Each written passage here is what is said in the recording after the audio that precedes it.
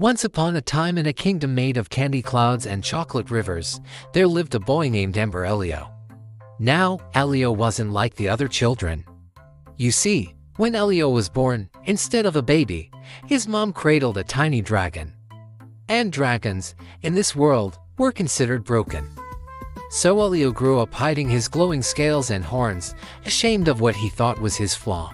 One day, Mama Dragon told him, "Elio, my love, the world may not understand your glow, but that doesn't mean it's not beautiful. Your light is a gift." But Elio wasn't convinced. "I wish I could be like everyone else," he sighed. Then deep in the whispering woods, he found an old, gnarled tree with a mirror hanging from its branches. The inscription above it read, "Mirror of Truth." Taking a deep breath, Elio stepped closer. Now, most magical mirrors show you what you want to see, but the mirror of truth showed you who you really were. And who he really was, Elio didn't want to see. The mirror shimmered, swirling his reflection into a radiant dragon with emerald green scales that shone like 1,000 stars and scars that traced constellations across his chest. Then a voice echoed through the woods, booming, "Who is this creature of immense power? Who is this magnificent dragon?" Elio gasped, backing away from the mirror. But the voice continued, undeterred. "Do not be afraid. You are not broken. You are becoming. Every scar tells a story of strength. Every scale a tale of courage. This is who you truly are. This is who you were meant to be."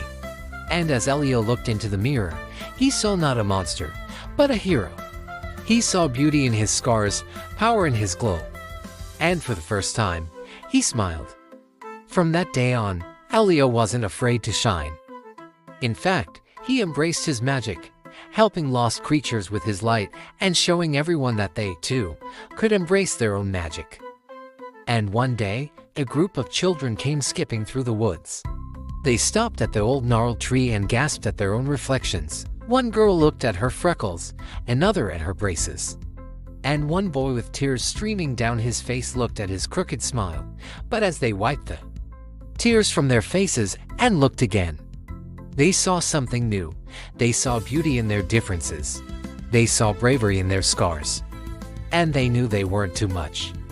They were just enough.